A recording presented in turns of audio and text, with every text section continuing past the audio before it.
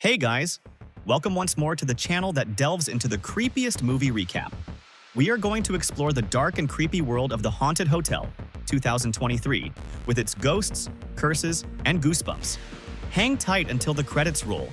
The whole ghastly story awaits you, and you won't want to miss a thing. Enchanted by the dance she creates, haunting Mia glides over a mirror to the tune of the music, but suddenly an evil spirit bounds into sight and immediately captures her focus. It seems her reflection is awakening to a life of its own, drifting in movements she never makes. A thump skips her pulse, yet she prudently sweeps her gaze to the periphery, readying herself to meet whatever lies before her. Yet when she at last turns to face it, all she sees is herself. Nothing odd at all. At least that's what she wants to believe. Shaking off her unease, she recalls the odd things that happened the previous day and refocuses on her dance moves. Yet, just like that, bam! Once more the creepy thing strikes, and Mia's panic meter rockets skyward. Just before she's about to escape, a voice shuts her up. Her body reacts like a puppet on a string. The reflection in the mirror shivers, the eyes of the figure now gleaming frosty gray-white, and the apparition lifts its foot, and Mia follows the movement with her body, in an unnerving parody of a dance.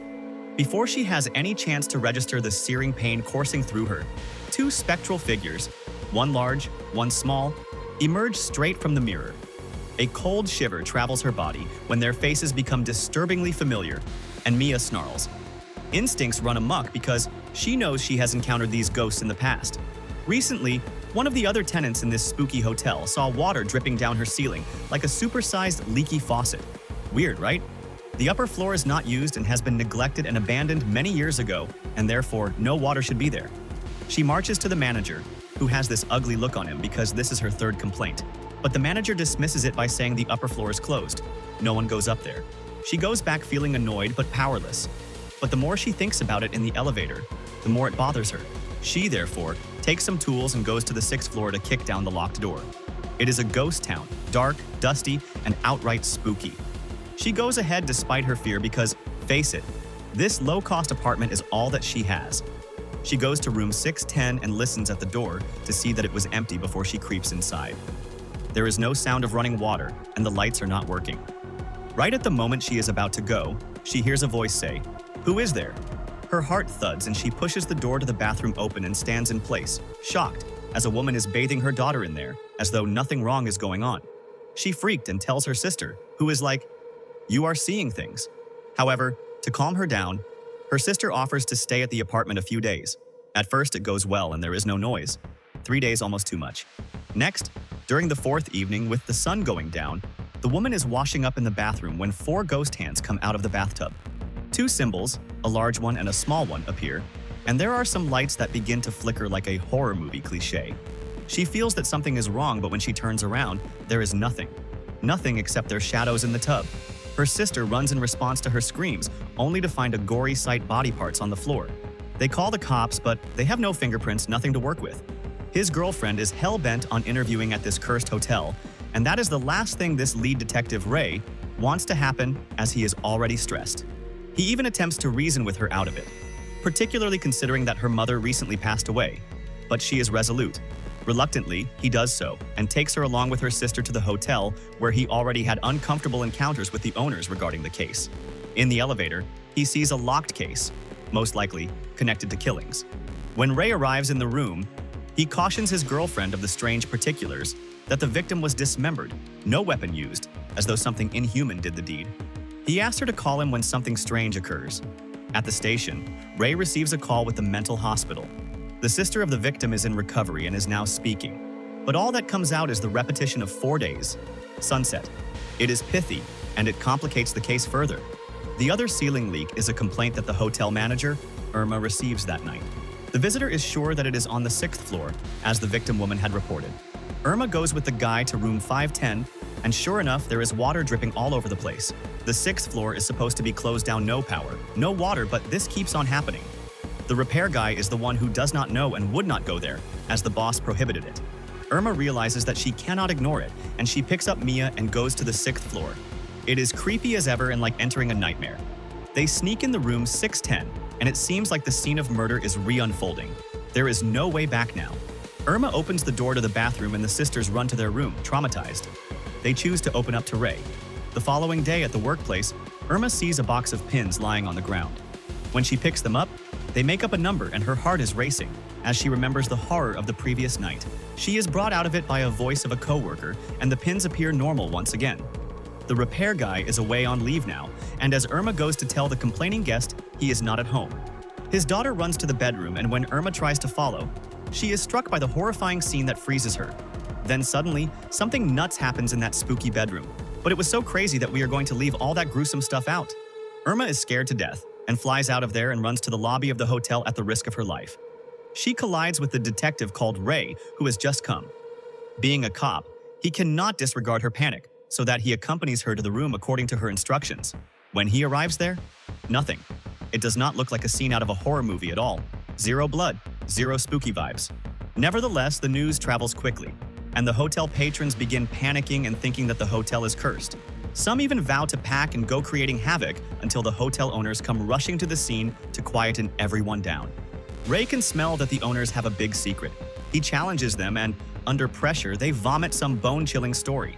The woman and the daughter were staying in the room 610 4 years ago. They relocated, and a few days after they got killed in a road accident. One of their old rooms was visited by a cleaner who experienced the same freaky feeling as Irma. It was not too horrifying at the time because the 6th floor was not deserted then, but when the cleaner informed the owners, it became even more horrible. The cleaner had a flooding bathroom after 4 days and 2 ghostly figures emerged. He made an attempt to run away, but it was too late. The owners hired a renowned exorcist, but the man looked around and said he was not strong enough and left in 5 minutes.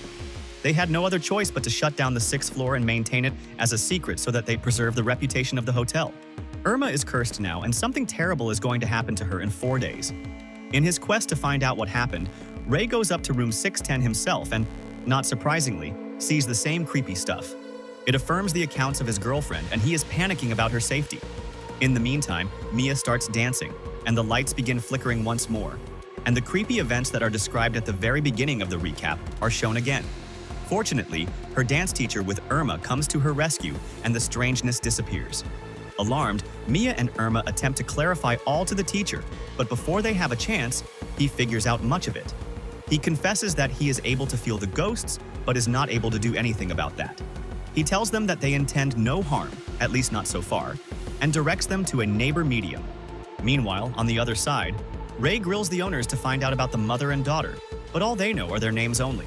In their desperate attempt, Ray and the sisters hunt the medium, a big bearded man, who attempts his magic at the door of room 610 but in vain. He is not even able to communicate with the ghosts. Nevertheless, he has heard gossip. Anyone who is cursed will die after 4 days at sunset, bound up to something that occurred to the ghosts prior to their death. In order to lift the curse, they must identify what happened between the mother and daughter and where an item they had was located, a medium. The thing is that they have no leads at all and do not even know whether names are real. The following day, Irma returns to work and Mia calls her and asks her to inspect the hotel pool. Irma does not see anything out of the ordinary and calls Mia back. However, Mia is confused. She did not make that call. Nervously, Irma looks at the pool and the petals in the water spell out a figure, as though the ghosts were communicating. She does not even have time to think when she is pulled into the water by a huge hand. The ghost also tries to drown her, but he cannot because it is as though the curse is not sufficiently powerful yet to complete it. When Mia comes to the pool, feeling that something is wrong, Irma is choking down on the water and she can barely fight back. Irma comes out, yet her face, it is no more hers. It is grotesque. It is spectral. And she begins to dance in this bone-chilling manner. She then pounces on Mia and throws her in the water. 2 customers notice the mess and report to the owners who come running with Ray. He jumps in without any second thoughts, drags Mia out, and somehow, Irma returns to the normal state. The sisters get traumatized, but there is a bright side. Mia remembers the creepy face that Irma had. It is a Marangan mask, one of the ones that are on the wall of her dance teacher. According to the teacher, the mask is based on a legend of a princess who is associated with innocence, and it may be personalized.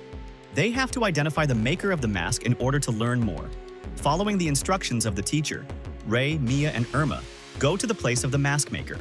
It is not so far, and the craftsman recollects the mask at once due to its unique gemstone. The present was of the richest man in the district, to his only daughter, a dancer and beauty of the district. Her mother was proud. She ordered the expensive mask. However, things went wrong. The daughter got in love, pregnant before marriage, and was a family disgrace. Her mom insisted that the girl calls the father and abort, yet the girl did not agree and wanted to be with her man. Her mom kicked her out one rainy night and she disappeared. When the three go to the mother, she does not want to see them because she is too embarrassed by her supposedly rebellious child. However, the butler of the family opens up as he witnessed the girl as she grew up. He delivers the valuables of the dancer that the dancer had, the mask she wore during the dance. With this medium at hand, the two, Ray and Irma, rush to the hotel, where along the way, a truck suddenly appears, charging towards them, out of nowhere. It hits their car without them having any time to react, and they roll down a hillside. Once back at the hotel, Mia gets an unexplainable panic, as though she senses something is not right. She hears a knock on the door, which she believes is her sister, and she opens it up, only something horrifying occurs. Irma awakens in a panic only to discover that Ray is dead beside her in the shattered car with a cloth tightening up her arm. When she looks up, there comes into her gaze a masked figure staring at her. Horrible. However, she wakes up. It was nothing but a nightmare. The crash was actually real. Their car was rammed off the road, but fortunately they were not seriously injured and were saved. The incident left Ray and Irma shaken but determined, and the two give the mask of the dancer to Lin Mei, a medium who claims to be able to use her powers to reveal secrets of the mask. She sings above the mask, and it all of a sudden clings on her face. Visions pour in her head, showing a very terrifying reality. The mother and the daughter were not killed in a car crash. They were butchered and chopped to pieces. They must discover the actual murderer to evade the curse, and they have no clues, and time is running out and it seems impossible. Things are going to go awry back at the hotel. The guests are leaving in terror due to the unending creepy events, and when Ray, Irma, and Mia arrive back, they get the first-hand experience of mayhem. Ray brings what he has found, but the proprietors insist they do not know anything about who the friends and family of the mother and daughter are. After that, Lin Mei draws out a drawing of an ancient and fanciful door, claiming that the bodies are behind it. The owners appear to be clueless, so Ray contacts his partner to research the background of the victims in search of clues. The group of Ray, Irma, Mia, Lin Mei, and the owners goes to the 6th floor where they break up in order to locate the door through which Lin Mei has had a vision. The air is filled with the scream, and they run to see Lin Mei fall in the bathtub.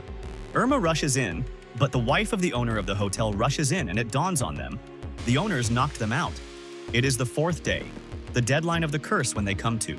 Ray, in his wits, breaks the toilet and cuts his ropes using one of the shards, setting himself free, where he finds Mia, who was also unconscious due to the owner of the housewife. It dawns on me. The killers are the owners, and that car accident was not an accident. Lin Mei, who is weak and is rapidly dying, wakes up and with her dwindling strength channels the truth. He was the owner of the hotel where the dancer fell in love, and the hotel owner was a man who believed that he could lift his social status through the dancer. Her mother, who was a ruthless woman, disowned her over the scandal. The owner had been hoping that the baby would change things, and when it did not, he became cruel as he would abuse his wife over trivial things and cheat with another woman. He abused his wife to save his face and money, and killing her, his grown-up daughter hid him in order to save her mother, and in rage, he killed her as well. He killed his wife as well, and with the assistance of his mistress, dumped the bodies in the bathtub, cut them into pieces with an axe, and stuffed the remains into the walls of room 610. Lin Mei falls, and her life goes exposing the truth. When Ray, Irma, and Mia attempt to flee, the owners confront them with guns in their hands and are about to shut them up once and for all. The three are not running away of the curse. The hammer is needed to break the wall and locate the bodies in order to put an end to the curse. But the owner rushes in, and Ray is hit, taking a bullet in the face to save Irma. The sisters take this opportunity and run away, and the wife of the owner follows them with a knife. Ray struggles with the owner, and in a fierce battle, they break a window and fall, hitting the floor. Ray delivers a devastating blow to the chest of the owner and knocks him down. The sisters outwit the mistress and make their way back to Ray, scurrying towards the 6th floor as the sun goes down and the power of the curse increases. The potency of the ghosts slows them, and the mother and the daughter appear out of the bathtub, and their appearance is chilling. The whip cracks, and Mia is drawn in their direction, but Ray pulls Irma to the side because they cannot fight the ghosts. They just need to locate the bodies to end this. And with all their strength, they break down the wall and withdraw an emaciated bag. The skull of a child falls out, and the ghosts are frozen with their faces returning to normal. The curse gives way, and the three give heave sighs of relief. But it does not tell the end of the story. The mistress meets the owner, who is still alive, and as she calls him, something pulls her up in the air. The ghosts of the mother and the daughter come to the owner, and after treating the mistress in a horrific manner, they address the real monster. Well, suffice it to say that the next part is too violent to be described, and the ghosts accord him a violent death. It is a wild, coherent ride, and does not have any cheesy plot holes or forced drama, as the Indonesian blockbuster sequel is definitely worth watching. Did this haunted hotel recap give you chills? Like this video so that we can continue with the haunted feel. Do not forget to subscribe and tap the bell icon to never miss a creepy story.